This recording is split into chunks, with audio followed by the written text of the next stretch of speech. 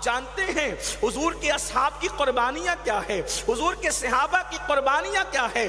ہر صحابی کی قربانی اس ایک محفل میں بیان نہیں ہو سکتی، لیکن آج جس کے وصال کا دن گزرا ہے وہ صدیق اکبر ہے کہ میرے آقا علیہ السلام نے خود فرمایا کہ سب سے زیادہ اگر مجھے کسی کے مال نے فائدہ پہنچایا ہے تو وہ ابو بکر صدیق کا مال ہے. اور میرے آقا فرماتے ہیں جس نے اسلام پر احسان کیا ہے میں نے سب کے احسان کا بدلہ دنیا میں چکا دیا ہے. غور فرمائیں میری قوم کے جوانوں، عشق مصطفیٰ کا دعویٰ کرنے والوں، محبت رسول کا دعویٰ کرنے والوں، اللہ کے حبیب فرما رہے ہیں جس نے اسلام پر احسان کیا ہے میں نے سب کے احسان کا بدلہ دنیا میں ادا کر دیا ہے سوائے ابو بکر صدیق کے. کل قیامت کے دن اللہ میرے ابو بکر کو میری طرف سے اس احسان کا بدلہ عطا فرمائے گا. یہ صدیق اکبر ہے، سب سے پہلے مسلمان ہونے والے. اللہ اکبر، 4 لوگ سب سے پہلے مسلمان ہوئے. عورتوں میں ام المومنین سیدہ خدیجۃ الکبریٰ، بچوں میں مولائے کائنات سید السادات خاتم الولایت مولا علی کرم اللہ تعالی وجہہ الکریم، اور مردوں میں آزاد مردوں میں افضل البشر بعد الانبیاء بالتحقیق سیدنا ابو بکر صدیق رضی اللہ تعالیٰ عنہ، اور غلاموں میں حضرت سیدنا زید بن حارثہ رضی اللہ تعالیٰ عنہ. یہ 4 لوگ جو ہیں سب سے پہلے ایمان لائے. اور ہمارے اہل سنت میں ہم چاروں کو ایمان لانے میں اس طرح پہلا مانتے ہیں. عورتوں میں پہلی خدیجۃ الکبریٰ ہیں، مردوں میں آزاد مردوں میں صدیق اکبر ہیں، بچوں میں مولا علی ہیں، اور غلاموں میں حضرت زید بن حارثہ ہیں. یہ اولین ایمان لانے والے لوگ ہیں. لیکن اب آئیے میں آپ کو بتاؤں صدیق اکبر کی قربانی کیا ہے. آج عشق رسول کی بات ہم بھی کرتے ہیں، محبت رسول کی بات ہم بھی کرتے ہیں، لیکن یہ بھی آپ کی معلومات میں ہونا چاہیے سب سے پہلے عظمت رسالت پر جس نے خطاب کیا ہے، سب سے پہلے فضائل مصطفیٰ پر جس نے خطاب کیا ہے، اس خطیب کا نام ابو بکر صدیق ہے. آج حضور کی عظمت بیان کرنا آسان ہے.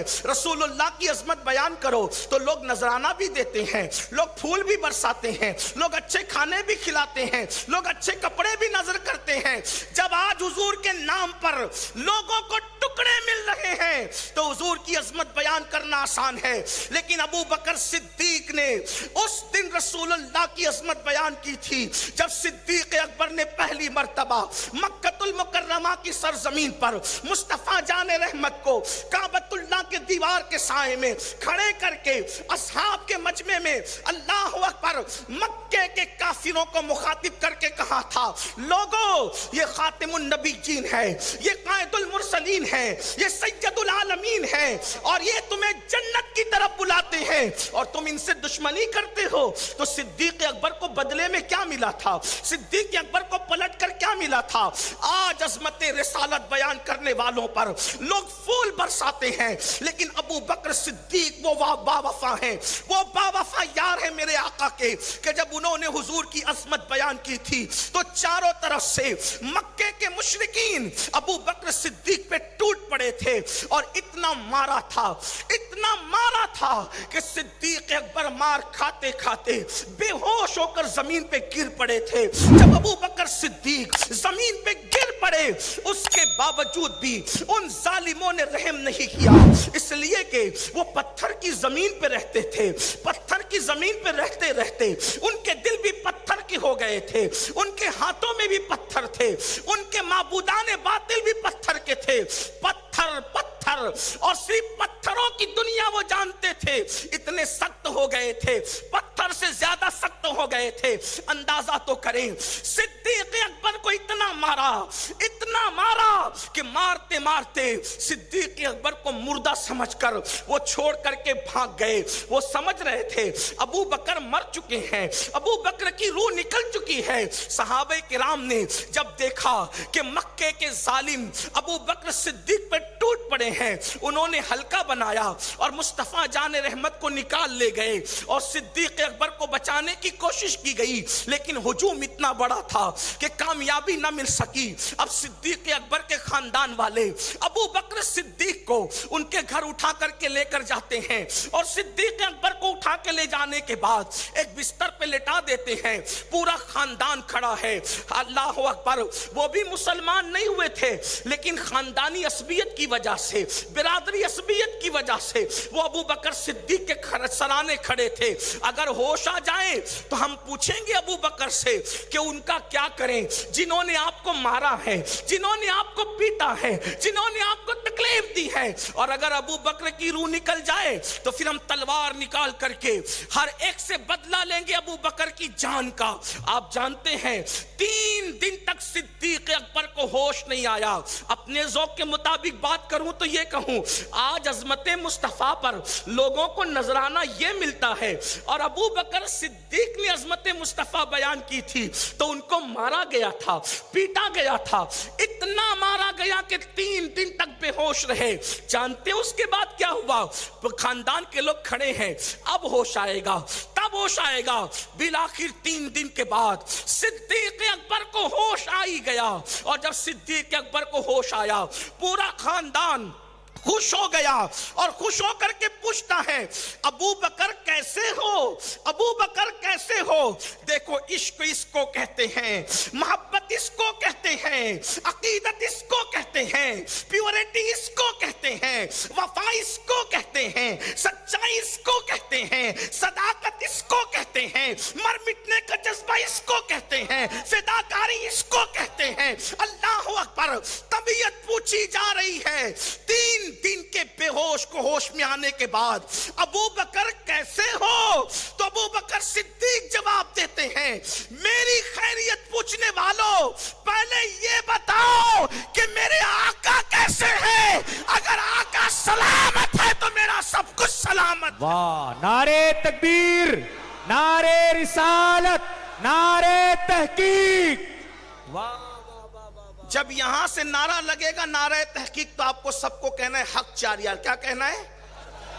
और जब यहां से नारा लगेगा मुस्तफा का हम सफर, तो आपको सबको कहना है अबू बकर, अबू बकर। लगाएं एक बार जरा नारा। नारे तहकीक, नारे तहकीक, नारे तहकीक।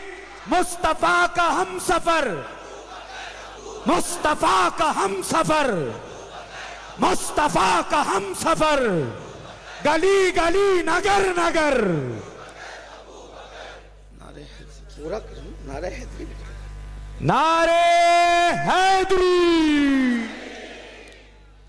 असल में हम दोनों वाले हैं ना, इसलिए जब तक दोनों का जिक्र नहीं होता दिल को चैन नहीं मिलता। ना हम रावजी हैं, ना हम खारजी और नासबी हैं, इसलिए एक का जिक्र करके चैन नहीं मिलता।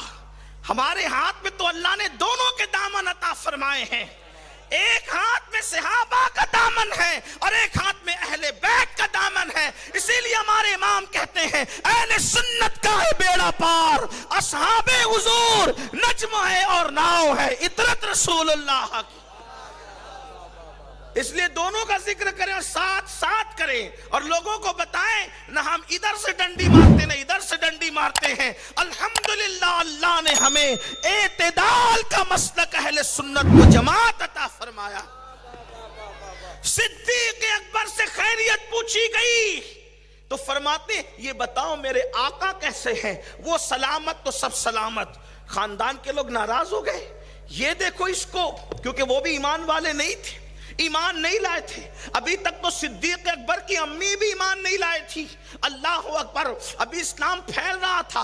माँ होती है, गुस्से में आकर के सब चले गए, हमें इसकी जान की पड़ी है और इसको किसी और की जान की पड़ी है, इतनी मार खाई है, बेहोश हो गया है, इतनी चोट आई है, इतनी तकलीफ आई है, फिर भी इसे उन्हीं की पड़ी हुई है। सब छोड़कर चले गए, लेकिन माँ मौजूद रही। देखो, माँ तो माँ होती है, माँ किसी की भी माँ होती है। सिद्दीक अकबर की अम्मी ने नहीं छोड़ा, सब छोड़ करके चले गए। माँ ने कहा, बेटा सब चले गए गुस्से में आकर के, थोड़ा सा दूध पी लो, 3 दिन कुछ खाया पिया नहीं है, थोड़ा सा दूध पी लो। सिद्दीक अकबर कहते, नहीं माँ, जब तक मैं अपने आका का चेहरा नहीं देख लूंगा उस वक्त तक कि मैं कुछ खाऊंगा पीऊंगा नहीं। सबसे पहले मेरे आका की जियारत करा दो। आका कहाँ है अम्मी, मुझे बताओ। उन्होंने कहा, अबू बकर तेरा आका कहाँ है? मुझे कुछ भी नहीं मालूम। आप फरमाते हैं, जाओ खत्ता خطاب کی بیٹی ام جمیل کو بلا کر کے لاؤ. یہ ام جمیل کون ہے؟ یہ حضرت عمر کی بہن ہے. ابھی حضرت عمر کی بہن اللہ اکبر اسلام لا چکی تھی، لیکن ان سے پہلے فاروق اعظم اسلام نہیں لائے تھے. بلا کے لاؤ خطاب کی بیٹی ام جمیل کو. ان کی امی نے بلایا. صدیق اکبر نے پوچھا اے ام جمیل آقا کیسے ہیں؟ انہوں نے اشارہ کیا تمہاری امی سن رہی ہے جو مسلمان نہیں ہے، ان کو چھوڑو، یہ ان سے کوئی فکر کی بات نہیں کی، کچھ نہیں کرے گی. تو کہا حضور دار ارقم میں صحیح سلامت ہے. صدیق اکبر نے کہا اچھا حضور سلامت ہے؟ ہاں. کوئی تکلیف نہیں پہنچی حضور کو؟ نہیں پہنچی. مجھے لے چلو. چلنے کی طاقت نہیں تھی. امی کے سہارے ایک اور سہارا لیا اور پیروں کو گھسیٹتے ہوئے حضور کی طرف. ماں کہتی بیٹا کچھ کھا لو. نہیں، جب تک میرے محبوب کو نہیں دیکھوں گا کچھ نہیں کھا پی سکتا. حتیٰ کہ گئے جیسے دار ارقم کے قریب پہنچے. دیکھو حضور کے لیے جب کوئی قربانی دیتا ہے تو حضور صلہ کیا دیتے ہیں. دار ارقم کے قریب پہنچے. آقا اٹھ کر کھڑے ہو گئے. صحابہ نے پوچھا حضور کیا ہوا؟ کہا یار کی خوشبو آ رہی ہے، یار کی خوشبو آ رہی ہے. اور جیسے صدیق اکبر آئے حضور نے سینے سے لگا کے کہا ابو بکر کیسے ہو؟ روتے ہوئے صدیق اکبر نے کہا حضور آپ سلامت ہے، میرا سب کچھ سلامت ہے. یہ قربانیاں تھی. آج ہم عشق رسول کا دعویٰ کرتے ہیں لیکن نماز چھوڑ کر حضور کو تکلیف پہنچا ہے. میرا روزانہ کا رونا یہی ہے، یہ کہتا ہوں اپنے نبی کے دل کو تکلیف نہ پہنچاؤ، اس لیے کہ ہم مردہ نبی کے ماننے والے نہیں، ہم زندہ نبی کے ماننے والے ہیں. تو زندہ ہے واللہ، تو زندہ ہے واللہ. اپنی ذمہ داری کا احساس